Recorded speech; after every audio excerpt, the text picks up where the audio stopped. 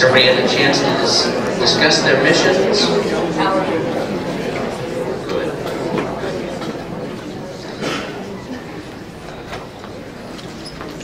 So everybody's well versed now in their 30-second speech? Excellent, excellent. So why are you here? Who do you serve? How do you serve? Really, your mission is the most important guidelines, the most important goal. It is what embodies your nonprofit. That's why you came together. That's why you put the resources into it that you have. That's why you come in and day out to advance this purpose. And I will say, it is very easy for us to get so caught up in some of the day-to-day activities, handling some of the problems that nonprofits face, that we forget to talk about our mission, why we're here, and what we do.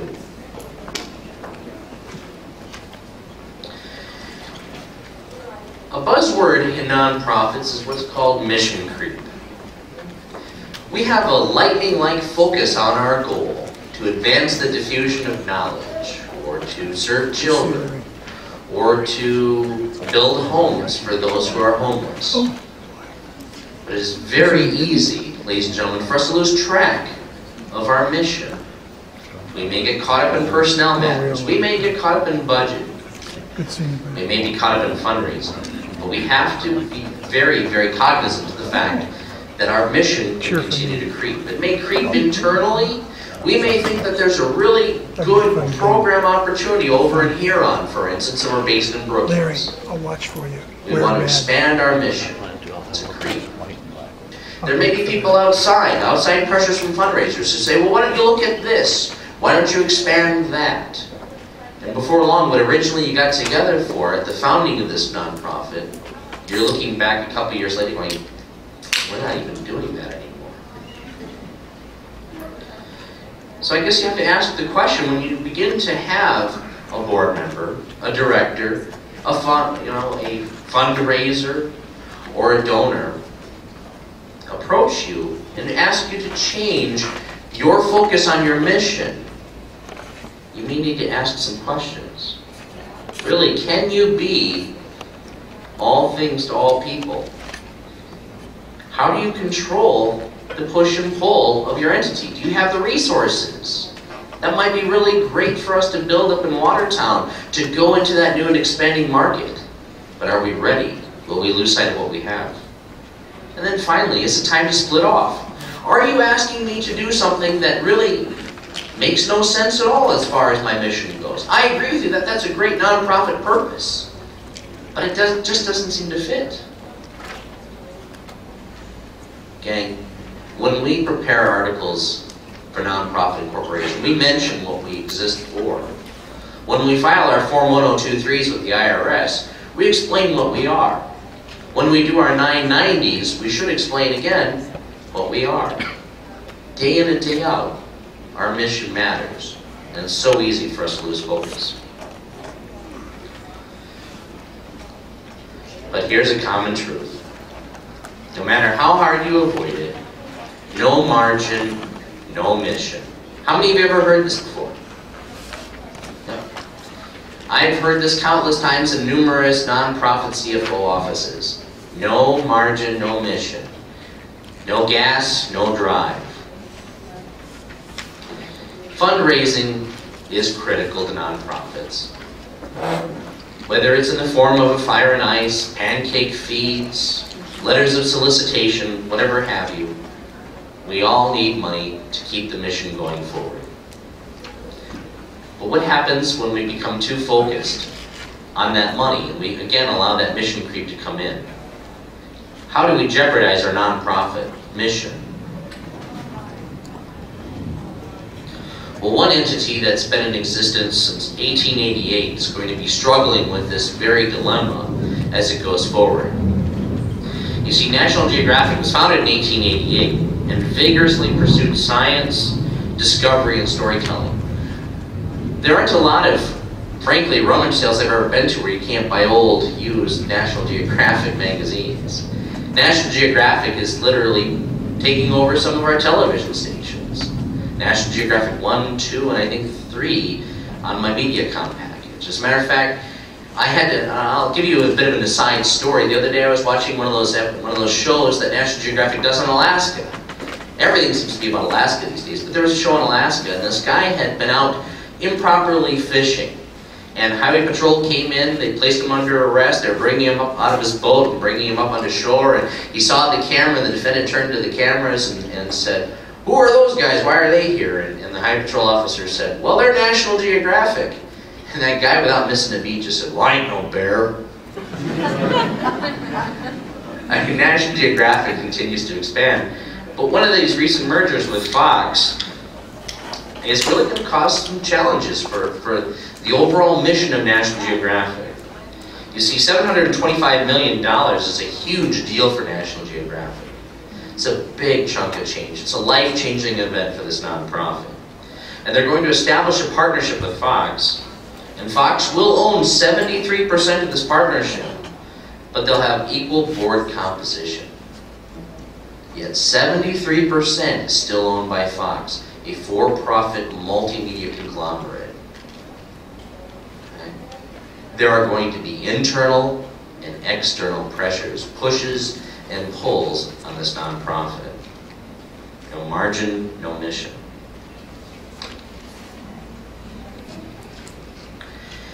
Here's one that I heard the other day. I'm sure all of you are familiar with the television show Sesame Street. I've grown up with it. I know my kids have grown up with it. This one I heard on public radio the other day, and I decided to look into it a little bit further. I just kind of was really thrown by this. Sesame Street, Children's Television Workshop. Our mission is to help kids grow smarter, stronger, and kinder. What a great mission. What a great purpose for this nonprofit. They've joined up with HBO, home broadcasting. All new episodes, from now on, all new episodes won't be seen on public television, whether it's Prairie Television or South Dakota or North Dakota or Minnesota. All new episodes will be shown on HBO first. Okay? HBO is a cable premium channel. And the shows will now be 30 minutes in length. Rather than an hour, we're cutting it down to a 30-minute deal. Now, while the CEO of Children's Television Workshop, or what's now just Sesame Street, indicates that this represents a true winning public-private partnership, how far have we changed, or how far could we take or change from our underlying mission? So rather than being available to all the public free through public television, now the first runs will be on HBO. Live streaming will be available premium for HBO. How far away are we moving in pursuit of that margin?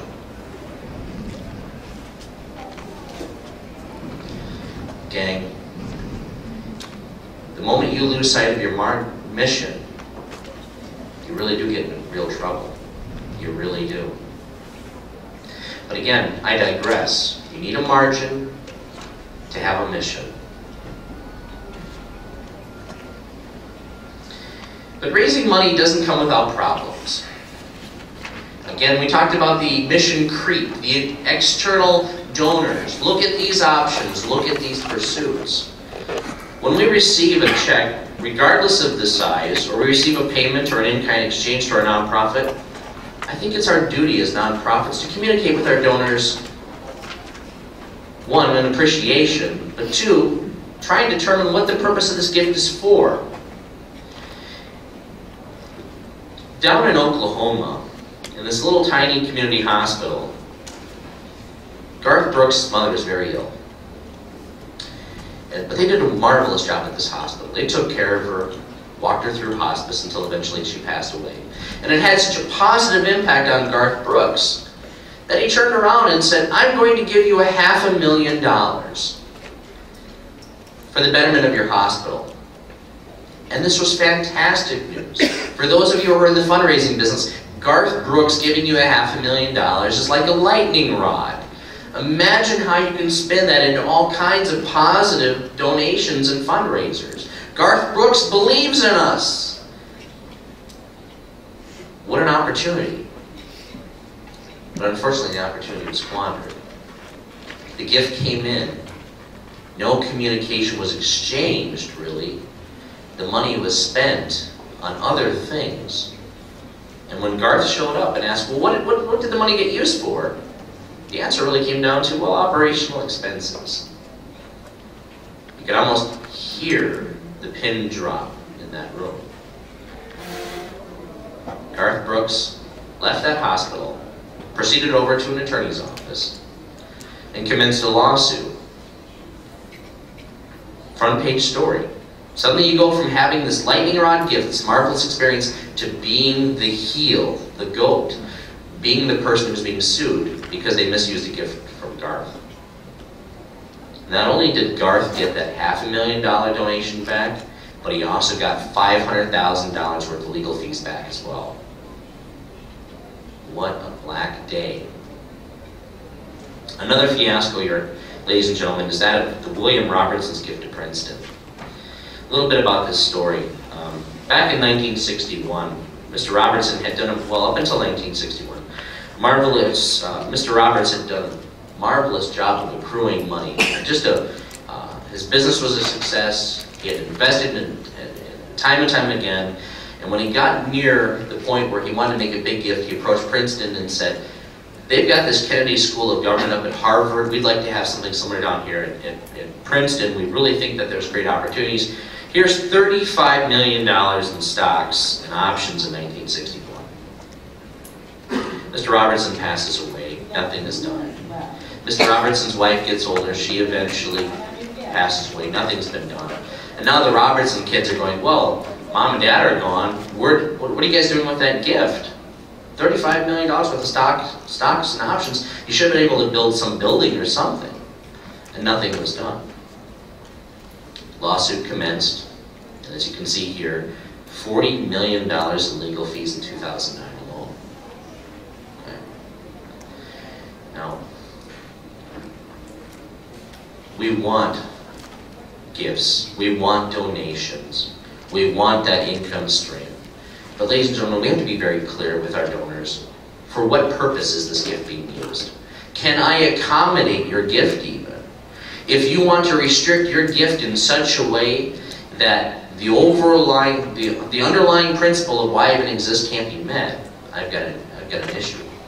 For instance, I'll talk to you about one of my nonprofits in my small town. We have a nonprofit theater, community theater.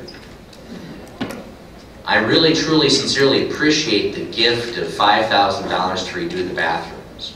I really, sincerely do. But I've got a roof that leaks. I've got air conditioning units that don't work, and I've got a furnace that needs to be replaced. I think we need to have a conversation about how we intend to use your gifts.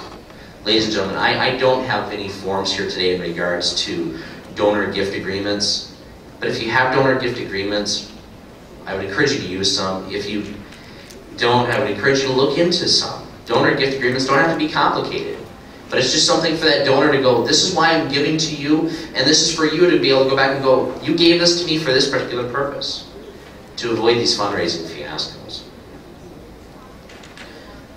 Now, another problem that comes up in nonprofits, ladies and gentlemen, is that of transparency.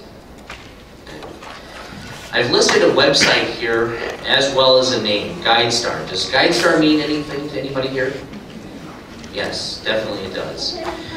This website is like a flashlight for the world of nonprofits.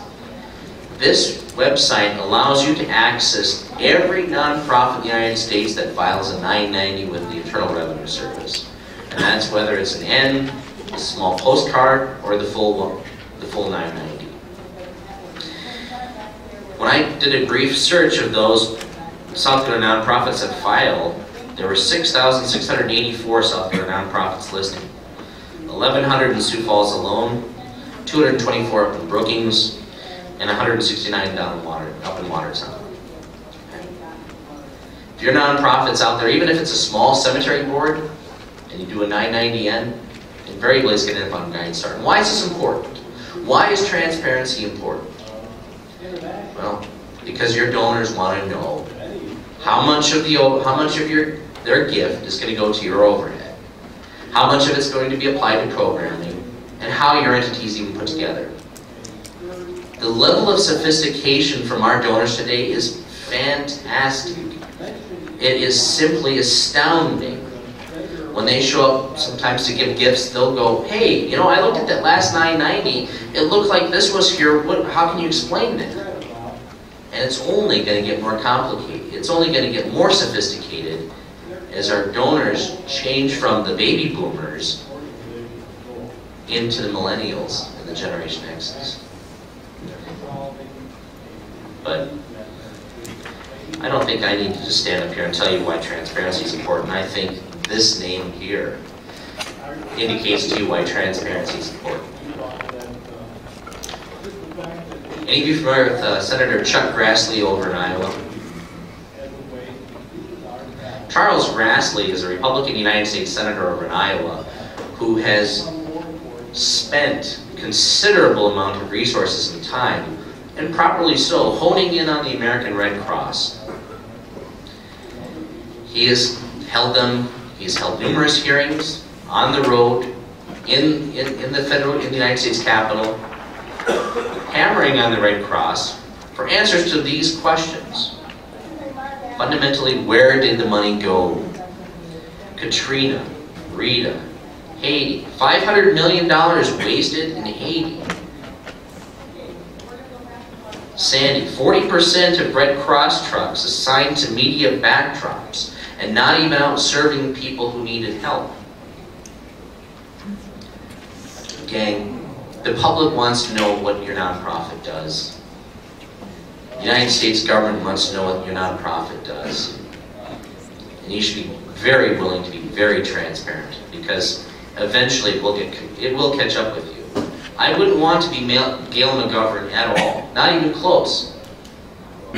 She's going to have a difficult time ahead of her. And I know that I believe in the Red Cross myself. I truly do. As a matter of fact, when I was up in Brown County working for Avera St. Luke's, I was on the Brown County Red Cross Board of Directors. I believe in the Red Cross. But you have to be willing to be transparent, because all of your stakeholders expect it. And if you're not transparent, eventually something will happen, and all of those Band-Aids, all of those covers, everything will be ripped off. And then the message may be beyond your control. Another landmine I want to talk about here is one that the IRS is getting particularly interested in, and this is endowments for private and public foundations. A story that recently came to my attention involved Yale, one of our nation's largest educational endowments, created for the purpose of advancing and making education available to those who didn't have the financial means. Tremendously valuable endowment in the $25 billion range. But the story in the paper was this: Yale paid $480 million in 2014 to private equity fund managers, and $170 million for tuition assistance. Explain that one. How do you explain that one? Again, what was my mission? To make education available to those who didn't have the financial means. Private foundations are being scrutinized by the IRS. You must spend at least 5% of your assets each year advancing your cause. Another one that's on the chopping block and getting looked at very carefully is the Philadelphia Foundation.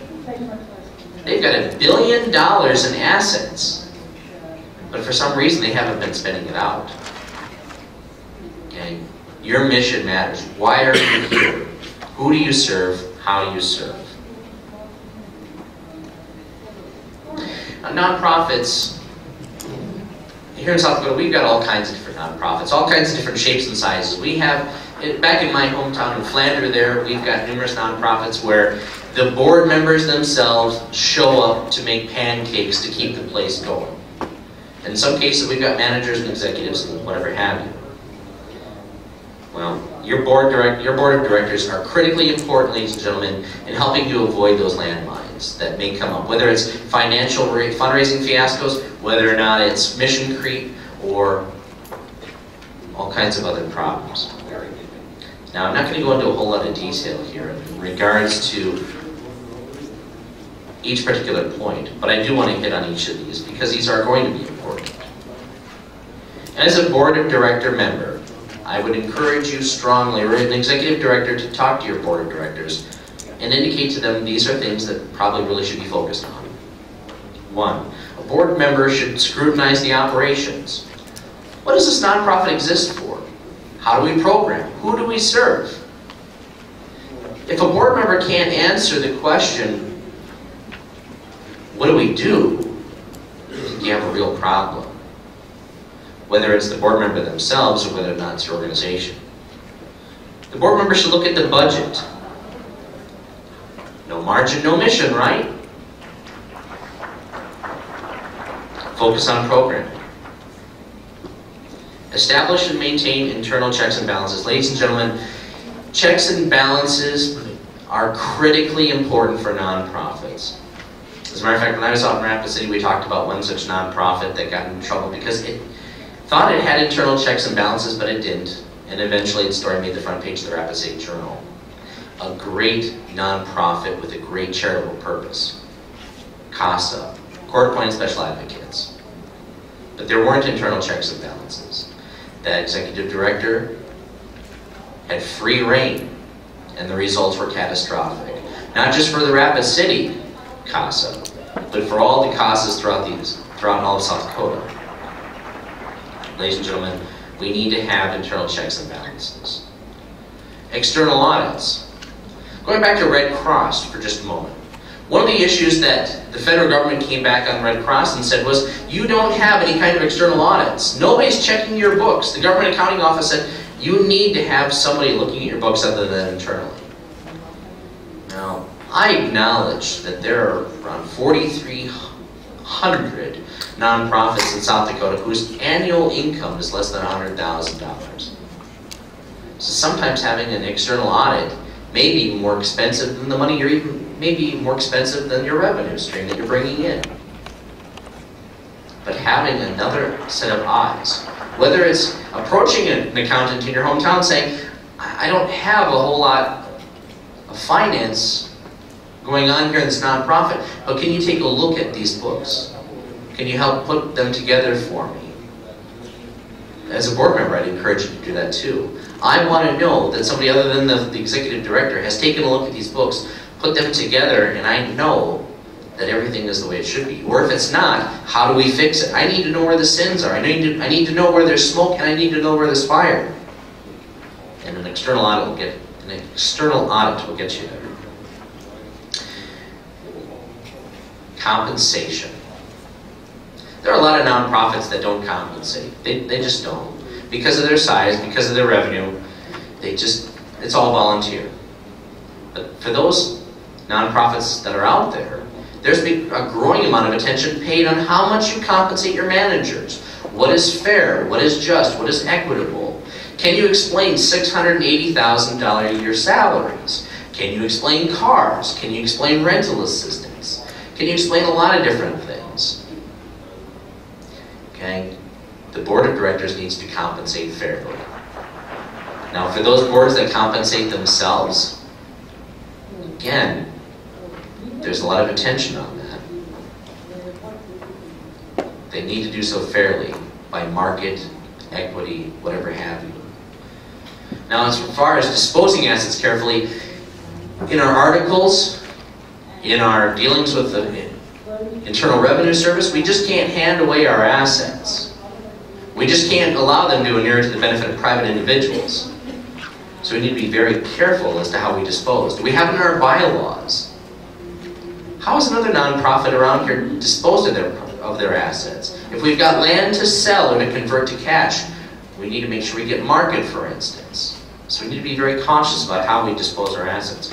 Scrutinize our contracts. I'm being in a small town, I may not have any option but to buy my groceries for the pancake feed from this one particular grocery store.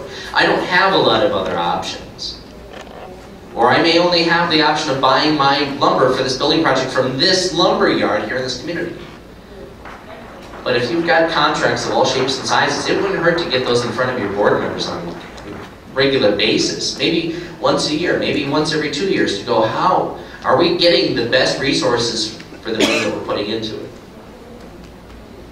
And gang, In law school, they teach us never touch a client's trust account until you've earned it. Never, ever, ever mess with a client's trust account. Gang, do not ever spend restricted funds.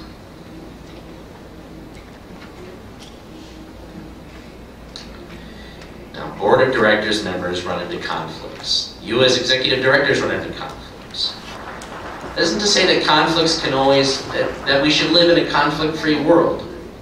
But gang, you need to be prepared to evaluate, examine, and explain your conflicts. Begin by taking a look at what financial interest you may have. And if necessary, definitely consider abstaining from voting on matters for which you may receive a pecuniary interest, where you may receive money and financial benefit. For instance, the executive director of your nonprofit may have a wonderful location to base your nonprofit out of. There may not be any